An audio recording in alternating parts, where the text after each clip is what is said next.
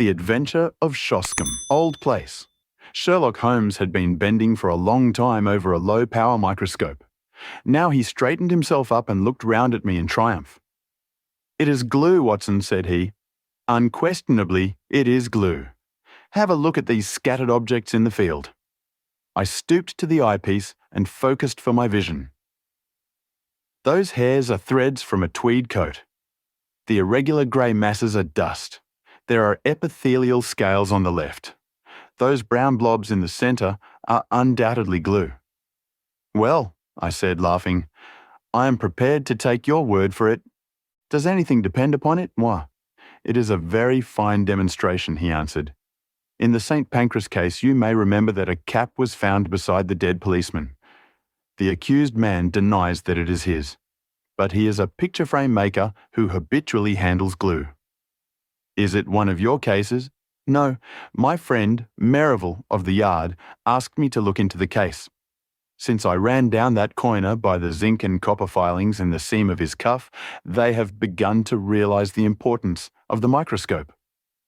He looked impatiently at his watch. "I had a new client calling, but he is overdue. By the way, Watson, you know something of racing?" "I ought to. I pay for it with about half my wound pension." "Then I'll make you my handy guide to the turf. What about Sir Robert Norberton? Does the name recall anything?" "Well, I should say so. He lives at Shoscombe Old Place, and I know it well, for my summer quarters were down there once. Norberton nearly came within your province once." "How was that?" "It was when he horsewhipped Sam Brewer, the well-known Curzon Street moneylender, on Newmarket Heath. He nearly killed the man." "Ah, he sounds interesting. Does he often indulge in that way?"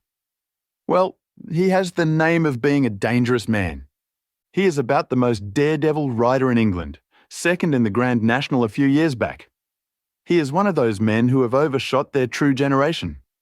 He should have been a buck in the days of the Regency, a boxer, an athlete, a plunger on the turf, a lover of fair ladies, and, by all account, so far down Queer Street that he may never find his way back again." "Capital, Watson. A thumbnail sketch. I seem to know the man. Now, can you give me some idea of Shoscombe Old Place?" "Only that it is in the centre of Shoscombe Park, and that the famous Shoscombe stud and training quarters are to be found there." "And the head trainer," said Holmes, "is John Mason. You need not look surprised at my knowledge, Watson, for this is a letter from him which I'm unfolding. But let us have some more about Shoscombe. I seem to have struck a rich vein." "There are the Shoscombe Spaniels," said I. "You hear of them at every dog show. The most exclusive breed in England. They are the special pride of the lady of Shoscombe Old Place." "Sir Robert Norberton's wife, I presume?" "Sir Robert has never married. Just as well, I think, considering his prospects. He lives with his widowed sister, Lady Beatrice Folder." "You mean that she lives with him?" No. The place belonged to her late husband, Sir James. Norberton has no claim on it at all. It is only a life interest and reverts to her husband's brother. Meantime, she draws the rents every year." "And brother Robert, I suppose, spends the said rents?" "That is about the size of it. He is a devil of a fellow, and must lead her a most uneasy life. Yet I have heard that she is devoted to him. But what is amiss at Shoscombe?" "Ah, that is just what I want to know. And here, I expect, is the man who can tell us." The door had opened and the page had shown in a tall, clean-shaven man with the firm, austere expression which is only seen upon those who have to control horses or boys. Mr. John Mason had many of both under his sway, and he looked equal to the task. He bowed with cold self-possession and seated himself upon the chair to which Holmes had waved him. "You had my note, Mr. Holmes?" "Yes, but it explained nothing. It was too delicate a thing for me to put the details on paper, and too complicated. It was only face to face I could do it." "Well, we are at your disposal." "First of all, Mr. Holmes, I think that my employer, Sir Robert, has gone mad." Holmes raised his eyebrows. "This is Baker Street, not Harley Street," said he. "But why do you say so?" "Well, sir, when a man does one queer thing, or two queer things, there may be a meaning to it. But when everything he does is queer, then you begin to wonder. I believe Shoscombe Prince and the Derby have turned his brain. That is a cult you are running? The best in England, Mr. Holmes. I should know if anyone does. Now, I'll be plain with you, for I know you are gentlemen of honour and that it won't go beyond the room. Sir Robert has got to win this derby. He's up to the neck, and it's his last chance. Everything he could raise or borrow is on the horse, and at fine odds too. You can get 40s now, but it was nearer the 100 when he began to back him. But how is that if the horse is so good? The public don't know how good he is. Sir Robert has been too clever for the touts. He has the Prince's half-brother out for spins. You can't tell them apart. But there are 2 lengths in a furlong between them when it comes to a gallop. He thinks of nothing but the horse and the race. His whole life is on it. He's holding off the Jews till then. If the Prince fails him, he is done. It seems a rather desperate gamble. But where does the madness come in? Well, first of all, you have only to look at him. I don't believe he sleeps at night. He is down at the stables at all hours. His eyes are wild. It has all been too much for his nerves. Then there is his conduct to Lady Beatrice. Ah, what is that? They have always been the best of friends. They had the same tastes, the two of them, and she loved the horses as much as he did. Every day at the same hour she would drive down to see them, and, above all, she loved the Prince. He would prick up his ears when he heard the wheels on the gravel, and he would trot out each morning to the carriage to get his lump of sugar. But that's all over now. Why? Well, she seems to have lost all interest in the horses. For a week now she has driven past the stables with never so much as good morning. You think there has been a quarrel? And a bitter, savage, spiteful quarrel at that. Why else would he give away her pet spaniel that she loved as if he were her child? He gave it a few days ago to old Barnes, what keeps the Green Dragon, 3 miles off, at Crendell. That certainly did seem strange. Of course, with her weak heart and dropsy, one couldn't expect that she could get about with him, but he spent 2 hours every evening in her room. He might well do what he could, for she has been a rare good friend to him. But that's all over too. He never goes near her, and she takes it to heart. She is brooding and sulky and drinking, Mr. Holmes, drinking like a fish. Did she drink before this estrangement? Well, she took her glass, but now it is often a whole bottle of an evening. So Stevens, the butler, told me. It's all changed, Mr. Holmes, and there is something damned rotten about it. But then, again, what is Master doing down at the old church crypt at night? And who is the man that meets him there? Holmes rubbed his hands. Go on, Mr. Mason. You get more and more interesting. It was the butler who saw him go. 12 o'clock at night and raining hard. So next night I was up at the house and, sure enough, Master was off again. Stevens and I went after him, but it was jumpy work, for it would have been a bad job if he had seen us. He's a terrible man with his fists if he gets started and no respecter of persons. So we were shy of getting too near, but we marked him down all right. It was the haunted crypt that he was making for, and there was a man waiting for him there. What is this haunted crypt? Well, sir, there is an old ruined chapel in the park. It is so old that nobody could fix its date, and under it there's a crypt which has a bad name among us. It's a dark, damp, lonely place by day, but there are few in that county that would have the nerve to go near it at night. But Master's not afraid. He never feared anything in his life. But what is he doing there in the night time? Wait a bit, said Holmes. You say there is another man there. It must be one of your own stablemen, or someone from the house. Surely you have only to spot who it is and question him. It's no one I know. How can you say that? Because I've seen him, Mr. Holmes. It was on that second night. Sir Robert turned and passed us, me and Stevens, quaking in the bushes like 2 bunny rabbits, for there was a bit of moon that night. But we could hear the other moving about behind. We were not afraid of him. So we up when Sir Robert was gone and pretended we were just having a walk, like in the moonlight. And so we came right on him as casual and innocent as you please. "Hello, mate. Who may you be?" says I. I guess he had not heard us coming, so he looked over his shoulder with a face as if he had seen the devil coming out of hell. He let out a yell, and away he went as hard as he could lick it in the darkness. He could run. I'll give him that. In a minute he was out of sight and hearing, and who he was or what he was, we never found. But you saw him clearly in the moonlight.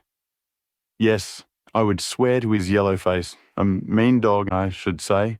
What could he have in common with Sir Robert? Holmes sat for some time lost in thought. Who keeps Lady Beatrice Folder company? He asked at last. There is her maid, Carrie Evans. She has been with her this 5 years. And is no doubt devoted? Mr. Mason shuffled uncomfortably. She's devoted enough, he answered at last. But I won't say to whom. Ah, said Holmes. I can't tell tales out of school. I quite understand, Mr. Mason. Of course, the situation is clear enough.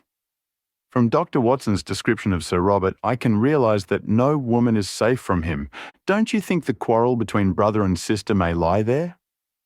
Well, the scandal has been pretty clear for a long time. But she may not have seen it before. Let us suppose that she has suddenly found it out. She wants to get rid of the woman. Her brother will not permit it. The invalid, with her weak heart and inability to get about, has no means of enforcing her will. The hated maid is still tied to her. The lady refuses to speak, sulks, takes to drink. Sir Robert in his anger takes her pet spaniel away from her. Does not all this hang together? Well, it might do so far as it goes. Exactly. As far as it goes. How would all that bear upon the visits by night to the old crypt? We can't fit that into our plot. No, sir, and there is something more that I can't fit in. Why should Sir Robert want to dig up a dead body? Holmes sat up abruptly. We only found it out yesterday, after I'd written to you. Yesterday, Sir Robert had gone to London, so Stevens and I went down to the crypt. It was all in order, sir, except that in one corner was a bit of a human body. You informed the police, I suppose? Our visitor smiled grimly. Well, sir, I think it would hardly interest them. It was just the head and a few bones of a mummy. It may have been 1,000 years old, but it wasn't there before. That I'll swear, and so will Stevens. It had been stowed away in a corner and covered over with a board. But that corner had always been empty before. What did you do with it? Well, we just left it there. That was wise. You say Sir Robert was away yesterday. Has he returned? We expect him back today. When did Sir Robert give away his sister's dog? It was just a week ago today. The creature was howling outside the old well house, and Sir Robert was in one of his tantrums that morning. He caught it up, and I thought he would have killed it. Then he gave it to Sandy Bain, the jockey, and told him to take the dog to old Barnes at the Green Dragon, for he never wished to see it again. Holmes sat for some time in silent thought. He had lit the oldest and foulest of his pipes. I am not clear yet what you want me to do in this matter, Mr. Mason, he said at last. Can't you make it more definite? Perhaps this will make it more definite, Mr. Holmes, said our visitor. He took a paper from his pocket and, unwrapping it carefully, he exposed a charred fragment of bone. Holmes examined it with interest. Where did you get it? There is a central heating furnace in the cellar under Lady Beatrice's room. It's been off for some time, but Sir Robert complained of cold and had it on again. Harvey runs it. He's one of my lads. This very morning, he came to me with this which he found raking out the cinders. He didn't like the look of it. Nor do I, said Holmes. What do you make of it, Watson? It was burned to a black cinder, but there could be no question as to its anatomical significance. It's the upper condyle of a human femur, said I. Exactly. Holmes had become very serious. When does this lad tend to the furnace? He makes it up every evening and then leaves it. Then anyone could visit it during the night? Yes, sir. Can you enter it from outside? There is one door from outside.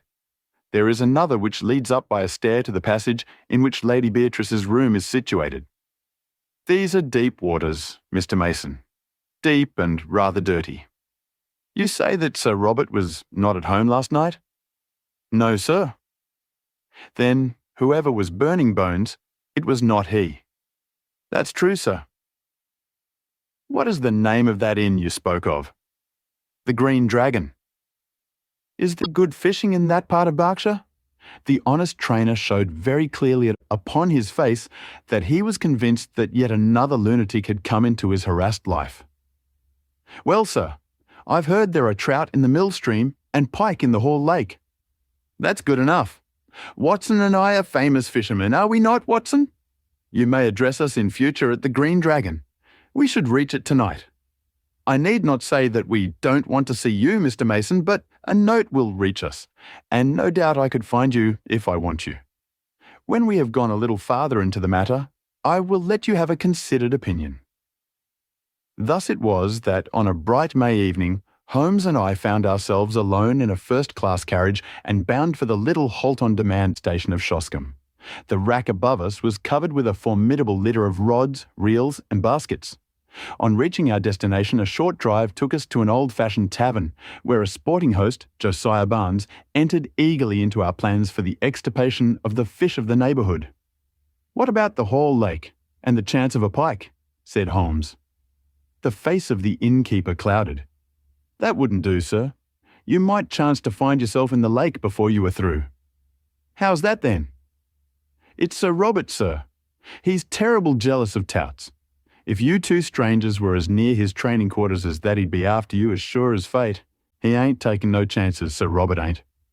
I've heard he has a horse entered for the Derby. Yes, and a good colt too. He carries all our money for the race, and all Sir Robert's into the bargain. By the way," he looked at us with thoughtful eyes, "I suppose you ain't on the turf yourselves?" "No, indeed. Just two weary Londoners who badly need some good Berkshire air." "Well, you are in the right place for that. There is a deal of it lying about. But mind what I have told you about Sir Robert. He's the sort that strikes first and speaks afterwards. Keep clear of the park." "Surely, Mr. Barnes, we certainly shall. By the way, that was a most beautiful spaniel that was whining in the hall." "I should say it was. That was the real Shoscombe breed. There ain't a better in England." "I am a dog fancier myself," said Holmes. "Now, if it is a fair question, what would a prize dog like that cost?" "More than I could pay, sir. It was Sir Robert himself who gave me this one. That's why I have to keep it on a lead.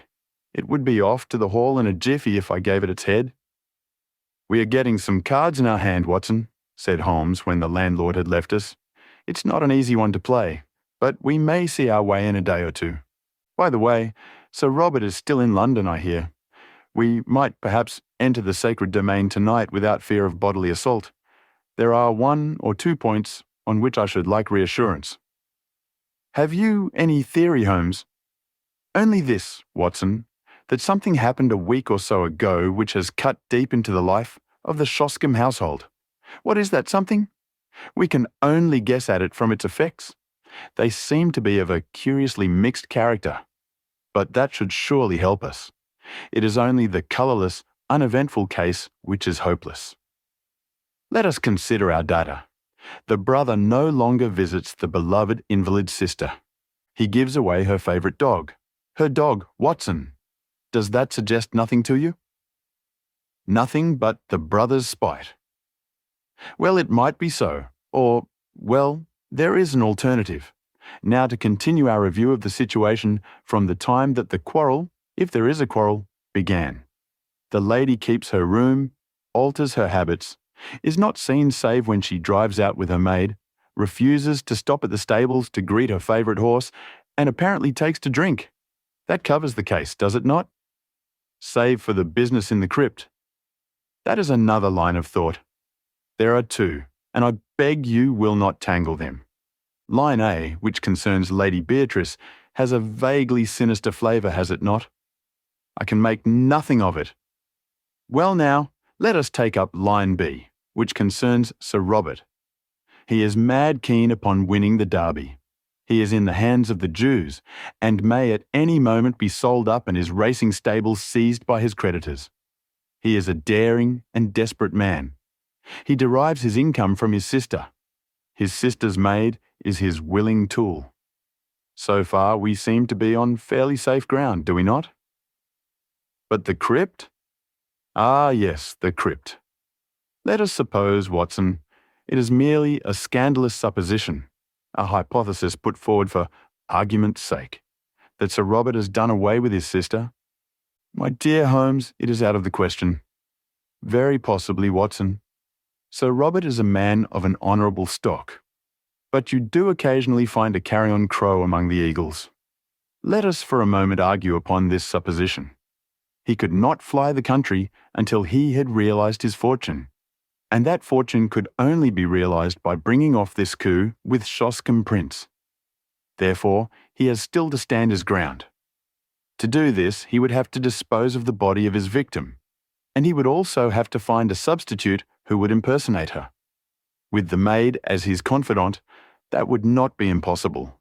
The woman's body might be conveyed to the crypt, which is a place so seldom visited, and it might be secretly destroyed at night in the furnace, leaving behind it such evidence as we have already seen. What say you to that, Watson? Well, it is all possible if you grant the original monstrous supposition. I think that there is a small experiment which we may try tomorrow, Watson, in order to throw some light on the matter. Meanwhile, if we mean to keep up our characters, I suggest that we have our host in for a glass of his own wine and hold some high converse upon eels and dace, which seems to be the straight road to his affections. We may chance to come upon some useful local gossip in the process. In the morning, Holmes discovered that we had come without our spoon bait for Jack, which absolved us from fishing for the day. About 11 o'clock, we started for a walk, and he obtained leave to take the black spaniel with us. "This is the place," said he, as we came to two High Park gates with heraldic griffins towering above them. "About midday, Mr. Barnes informs me, the old lady takes a drive, and the carriage must slow down while the gates are opened. When it comes through, and before it gathers speed, I want you, Watson, to stop the coachman with some question. Never mind me. I shall stand behind this holly bush and see what I can see." It was not a long vigil. Within a quarter of an hour, we saw the big open yellow barouche coming down the long avenue, with two splendid, high-stepping, grey carriage horses in the shafts. Holmes crouched behind his bush with the dog. I stood unconcernedly swinging a cane in the roadway. A keeper ran out and the gates swung open. The carriage had slowed to a walk, and I was able to get a good look at the occupants. A highly coloured young woman with flaxen hair and impudent eyes sat on the left. At her right was an elderly person with rounded back and a huddle of shawls about her face and shoulders which proclaimed the invalid. When the horses reached the high road, I held up my hand with an authoritative gesture, and as the coachman pulled up, I inquired if Sir Robert was at Shoscombe Old Place. At the same moment, Holmes stepped out and released the spaniel. With a joyous cry, it dashed forward to the carriage and sprang upon the step. Then in a moment, its eager greeting changed to furious rage, and it snapped at the black skirt above it. "Drive on! Drive on!" shrieked a harsh voice. The coachman lashed the horses, and we were left standing in the roadway. "Well, Watson, that's done it," said Holmes as he fastened the lead to the neck of the excited spaniel. He thought it was his mistress, and he found it was a stranger. Dogs don't make mistakes. "But it was the voice of a man!" I cried. "Exactly.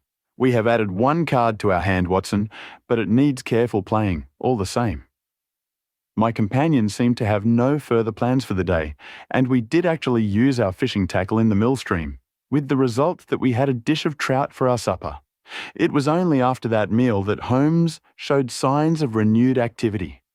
Once more we found ourselves upon the same road as in the morning, which led us to the park gates. A tall, dark figure was awaiting us there, who proved to be our London acquaintance, Mr. John Mason, the trainer. "Good evening, gentlemen," said he. "I got your note, Mr. Holmes. Sir Robert has not returned yet, but I hear that he is expected tonight. How far is this crypt from the house? Asked Holmes. A good quarter of a mile. Then I think we can disregard him altogether. I can't afford to do that, Mr. Holmes. The moment he arrives, he will want to see me to get the last news of Shoscombe Prince. I see. In that case, we must work without you, Mr. Mason. You can show us the crypt and then leave us. It was pitch dark and without a moon, but Mason led us over the grasslands until a dark mass loomed up in front of us, which proved to be the ancient chapel. We entered the broken gap which was once the porch, and our guide, stumbling among heaps of loose masonry, picked his way to the corner of the building, where a steep stair led down into the crypt. Striking a match, he illuminated the melancholy place, dismal and evil-smelling, with ancient crumbling walls of rough-hewn stone, and piles of coffins, some of lead and some of stone, extending upon one side right up to the arched and groined roof, which lost itself in the shadows above our heads. Holmes had lit his lantern, which shot a tiny tunnel of vivid yellow light upon the mournful scene. Its rays were reflected back from the coffin plates, many of them adorned with the griffin and coronet of this old family, which carried its honours even to the gate of death. You spoke of some bones, Mr. Mason. Could you show them before you go? They are here in this corner. The trainer strode across and then stood in silent surprise as our light was turned upon the place. They are gone, said he. So I expected, said Holmes, chuckling. I fancy the ashes of them might even now be found in that oven which had already consumed a part. But why in the world would anyone want to burn the bones of a man who has been dead 1,000 years? Asked John Mason. That is what we are here to find out, said Holmes. It may mean a long search, and we need not detain you. I fancy that we shall get our solution before morning.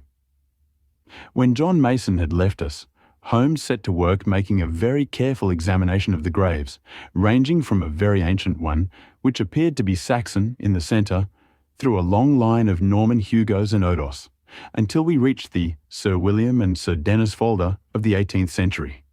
It was an hour or more before Holmes came to a leaden coffin standing on end before the entrance to the vault. I heard his little cry of satisfaction and was aware from his hurried but purposeful movements that he had reached a goal. With his lens, he was eagerly examining the edges of the heavy lid. Then he drew from his pocket a short jemmy, a box opener, which he thrust into a chink, levering back the whole front, which seemed to be secured by only a couple of clamps. There was a rending, tearing sound as it gave way, but it had hardly hinged back, and partly revealed the contents before we had an unforeseen interruption. Someone was walking in the chapel above. It was the firm, rapid step of one who came with a definite purpose and knew well the ground upon which he walked. A light streamed down the stairs, and an instant later the man who bore it was framed in the Gothic archway. He was a terrible figure, huge in stature and fierce in manner. A large stable lantern which he held in front of him shone upward upon a strong, heavily moustached face and angry eyes, which glared round him into every recess of the vault, finally fixing themselves with a deadly stare upon my companion and myself. "Who the devil are you?" he thundered. "And what are you doing upon my property?" Then, as Holmes returned no answer, he took a couple of steps forward and raised a heavy stick which he carried. "Do you hear me?" he cried. "Who are you? What are you doing here?" His cudgel quivered in the air. But instead of shrinking, Holmes advanced to meet him. "I also have a question to ask you, Sir Robert," he said in his sternest tone. "Who is this, and what is it doing here?" He turned and tore open the coffin lid behind him. In the glare of the lantern I saw a body swathed in a sheet from head to foot, with dreadful witch-like features, all nose and chin, projecting at one end, the dim, glazed eyes staring from a discoloured and crumbling face. The baronet had staggered back with a cry and supported himself against a stone sarcophagus. "How came you to know of this?" he cried. And then, with some return of his truculent manner, "What business is it of yours?" "My name is Sherlock Holmes," said my companion. "Possibly it is familiar to you. In any case, My business is that of every other good citizen, to uphold the law. It seems to me that you have much to answer for." Sir Robert glared for a moment, but Holmes's quiet voice and cool, assured manner had their effect. "'Fore God, Mr. Holmes, it's all right," said he. "Appearances are against me, I'll admit, but I could act no otherwise. I should be happy to think so, but I fear your explanations must be before the police." Sir Robert shrugged his broad shoulders. "Well, if it must be, it must. Come up to the house, and you can judge for yourself how the matter stands." A quarter of an hour later, we found ourselves in what I judged from the lines of polished barrels behind glass covers to be the gun room of the old house. It was comfortably furnished, and here Sir Robert left us for a few moments. When he returned, he had two companions with him. The one, the florid young woman whom we had seen in the carriage. The other, a small, rat-faced man with a disagreeably furtive manner. These two wore an appearance of utter bewilderment, which showed that the baronet had not yet had time to explain to them the turn events had taken. "There," said Sir Robert with a wave of his hand, "are Mr. and Mrs. Norlett. Mrs. Norlett, under her maiden name of Evans, has for some years been my sister's confidential maid. I have brought them here because I feel that my best course is to explain the true position to you, and they are the two people upon earth who can substantiate what I say. Is this necessary, Sir Robert? Have you thought what you are doing?" cried the woman. "As to me, I entirely disclaim all responsibility," said her husband. Sir Robert gave him a glance of contempt. "I will take all responsibility," said he. "Now, Mr. Holmes, listen to a plain statement of the facts. You have clearly gone pretty deeply into my affairs, or I should not have found you where I did. Therefore, you know already, in all probability, that I am running a dark horse for the Derby, and that everything depends upon my success. If I win, all is easy. If I lose, well, I dare not think of that." "I understand the position," said Holmes. "I am dependent upon my sister, Lady Beatrice, for everything, but it is well known that her interest in the estate is for her own life only. For myself, I am deeply in the hands of the Jews. I have always known that if my sister were to die, my creditors would be on to my estate like a flock of vultures. Everything would be seized. My stables, my horses, everything. Well, Mr. Holmes, my sister did die just a week ago." "And you told no one?" "What could I do? Absolute ruin faced me. If I could stave things off for 3 weeks, all would be well. Her maid's husband, this man here, is an actor. It came into our heads, it came into my head, that he could for that short period personate my sister. It was but a case of appearing daily in the carriage, for no one need enter her room save the maid. It was not difficult to arrange. My sister died of the dropsy which had long afflicted her. That will be for a coroner to decide. Her doctor would certify that for months her symptoms have threatened such an end." "Well, what did you do?"